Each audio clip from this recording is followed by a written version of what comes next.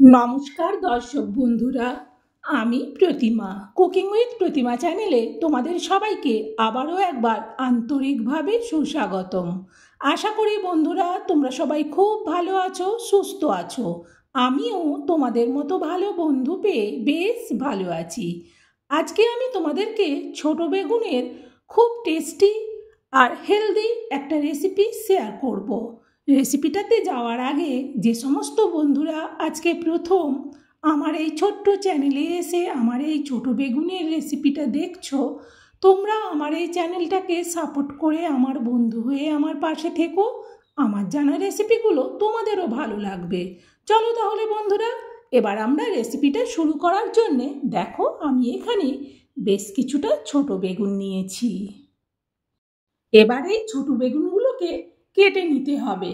আর এই বেগুনগুলো আমাদেরই কিন্তু বাড়ির গাছের, এগুলো বাজার থেকে কেনা নয়। এগুলো এবারে কাটতে গিয়ে দেখবো ভেতরে পোকা টোকা কতটা কি আছে, তারপর দেখে ভালো করে পরিষ্কার করে কেটে নেব। বন্ধুরা তোমরা সবাই আমার সঙ্গে থেকো, কেউ কিন্তু চলে যেও না। চলে গেলে বুঝতেই পারবে না যে আমি এই ছোট বেগুনের এত সুন্দর রেসিপিটা কিভাবে বানালাম। এখন তাহলে বেগুনগুলো কেটে নিই চলো। দেখো আমি বেগুনগুলো কেটে নিয়েছি। আর বেগুনে দুটো তিনটা বেগুনে পোকা বেরিয়েছিল, সেগুলো আমি ভালো করে ছুরি দিয়ে কেটে কেটে বাদ দিয়ে দিয়েছি। আর যেহেতু বেগুনটা আমি একটু বোখার দিকে রেখেছি, আর এই বোখার উল্টো দিকটাকে 4 ভাগ করে কেটে নিয়েছি। এতে করে বেশ বেগুনের ভেতর পর্যন্ত দেখা যাচ্ছে যে কোনো পোকা টোকা আছে কিনা। এইভাবে ভালো করে দেখে নিয়ে কাটার পর এবার বেগুনগুলো ধুয়ে নেব। দেখো আমি বেগুনগুলোকে পরিষ্কার করে ধুয়ে নিয়ে চলে এসেছি। এই বেগুনগুলোকে এবার একটা অন্য জায়গার মধ্যে ঢেলে নিচ্ছি। দেখো আমি এখানে নিয়েছি 2 চামচ কালো সরিষা। কালো সরিষা বা রাই সরিষা, যে নামই বলো না কেন, এইগুলো বেগুনগুলো কত হবে? 300 350 হবে। এর জন্যে আমি 2 চামচ কালো সরিষা নিয়েছি। এই বেগুন বাহার রেসিপিটা আমি কিন্তু বানাবো আমার মতো স্টাইলে, খেতে কিন্তু খুব সুন্দর হবে। তোমরা যদি স্কিপ করে দাও তাহলে কিন্তু বুঝতে পারবে না যে আমি শেষ পর্যন্ত এই সরিষার সাথে আর কি কি মশলা দিলাম। এবার আমি এই বেগুনগুলোতে দিয়ে দেবো পরিমাণ মতো লবণ। লবণটা দেওয়ার পর ভালো করে এবার হাত দিয়ে সব বেগুনে উল্টে পাল্টে লবণটা মাখিয়ে দেবো। ভালো করে হাত দিয়ে বেগুনের ভেতর পর্যন্ত লবণটা মাখিয়ে দিতে হবে। সব বেগুনে লবণ মাখানো হয়ে গেলে এরপর আমি গ্যাস জেলে দিয়ে কড়া বসিয়ে দিয়ে তাতে দিয়ে দিচ্ছি সরিষার তেল। এরপর খুন্তি দিয়ে তেলটাকে একটু কড়ার উপর পর্যন্ত চাড়িয়ে নিলাম। তারপর লবণ মাখানো বেগুনগুলো সব দিয়ে দেবো। সব বেগুনগুলো দেওয়ার পর খুন্তি দিয়ে ভালো করে উল্টে পাল্টে তেলের মধ্যে বেগুনটাকে নাড়তে থাকবো। সব বেগুনটা যখন ভালো করে তেলটা লেগে যাবে তখন এইগুলোকে একটু ঢেকে দেবো। 3-4 মিনিটের জন্যে ঢাকনাটা বন্ধ করে রাখবো।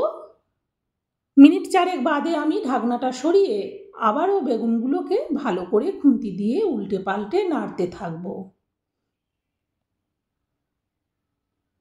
ভালো করে সাইজ করে দেখে নিলাম। আবারও আমি একবার ঢেকে দেবো। আবারও মিনিট 3-4 বাদে ঢাকনাটা সরিয়ে দেখে নিচ্ছি যে বেগুনগুলো ভালো করে ভাজা হয়েছে কিনা।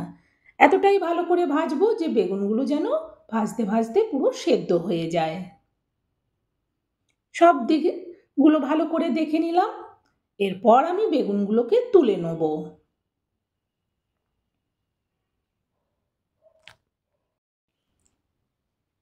বেগুনে এইভাবে বোখাটা রেখে কাটলে বেগুনগুলো বেশ গোটা গোটা থাকে। সব যখন বেগুনগুলো তোলা হয়ে যাবে তখন এই তেলের মধ্যে দিয়ে দিচ্ছি কয়েকটা শুকনো লঙ্কা, আর দিচ্ছি অল্প একটু কালো সরিষা। আর দেখো আমি এখানে কিছুটা কারি পাতা দিয়ে দিলাম। বেশ সুন্দর সেন্ট হচ্ছে। একটু 2 মিনিট এগুলোকে ভেজে নেব। এরপর আমি এতে দিয়ে দেবো হাফ চামচ আদা গ্রেট করেছিলাম, সেই আদাটা দিয়ে দিলাম।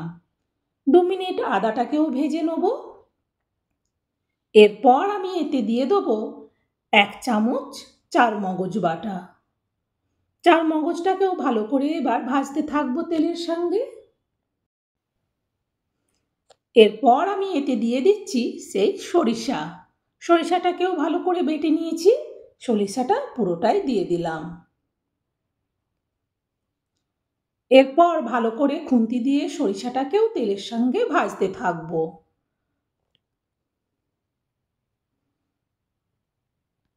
তারপর এতে দিয়ে দেবো পরিমাণ মতো হলুদ আর দেব পরিমাণ মতো লঙ্কার গুঁড়ো।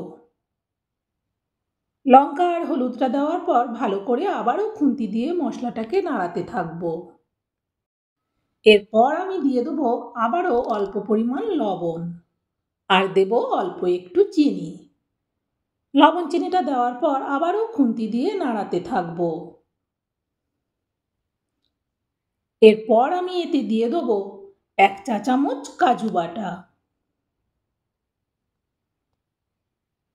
কাজু বাটাটা দেওয়ার পর আবারও ভালো করে নাড়াতে থাকবো। আজকের রেসিপিটাতে আমি কিন্তু জল দেব না। আমি এখানে ছোট বাটির 1 বাটি দুধ নিয়েছি। এই দুধটা তোমরা যে যেটা পারবে নেবে, প্যাকেট দুধ, গরুর দুধ, ঠান্ডা দুধ, গরম দুধ, কোনো অসুবিধা নেই, দুধ হলেই হবে। এরপর আমি ভালো করে মশলাটাকে একটু নাড়িয়ে এতে এবার দিয়ে দেবো ওই পরিমাণ দুধ। বেগুনের পরিমাণ অনুযায়ী এই দুধটা হলেই হয়ে যাবে। দুধটা দেওয়ার পর খুন্তি দিয়ে ভালো করে একটু নাড়িয়ে নিলাম। এরপর আমি এটা ঢেকে দেবো। 2-3 মিনিট বাদে ঢাকনাটা সরিয়ে দেখে নিচ্ছি ঝোলটা বেশ ফুটে গেছে। খুন্তি দিয়ে একটু নাড়িয়ে আমি এবারে একে একে করে সব বেগুনগুলো দিয়ে দেবো এর মধ্যে। একে একে করে সব বেগুনগুলোই কিন্তু দিয়ে দেবো। একসঙ্গে দিলে অনেক সময় ছিটিয়ে পড়ে, তাই আমি হাত দিয়ে তুলে একটা একটা করে দিয়ে দিলাম। এরপর এটা ঢেকে দেবো। 3-4 মিনিট বাদে ঢাকনাটা সরিয়ে দেখে নিচ্ছি তরকারিটা বেশ বেগুনটার সাথে ফুটছে। খুন্তি দিয়ে একটু এটাকে আলগা করে নেড়ে দেবো। তলা পর্যন্ত ভালো করে নেড়ে দেখে নিলাম সব ঠিক আছে। এবার এটা ঢেকে দেবো আবারও। এবার গ্যাসটাকে একটু লো করে রাখবো। 3-4 মিনিট বাদে ঢাকনাটা সরিয়ে দেখে নিচ্ছি বেশ ঝোলটা মরে মরে এসেছে। খুন্তি দিয়ে আবারও একটু নাড়িয়ে দিলাম। এরপর আমি দেখো একটুখানি কসুরি মেথি নিয়েছি। কসুরি মেথিটা ভালো করে উপর থেকে হাত দিয়ে দলে ছড়িয়ে দিলাম। এরপর জাস্ট খুন্তি দিয়ে একটু কসুরি মেথিটাকে ভেতর পর্যন্ত করে নেবো, নাড়িয়ে দেবো। তারপর এটাকে আবারও ঢেকে দেবো। এবার কিন্তু গ্যাসটাকে একেবারে লো করে রাখবো। 3-4 মিনিট বাদে ঢাকনাটা সরিয়ে দেখে নিচ্ছি দেখো উপর থেকে কি সুন্দর তেল তেল ভাব হয়েছে আর ভারী সুন্দর সেন্ট হচ্ছে।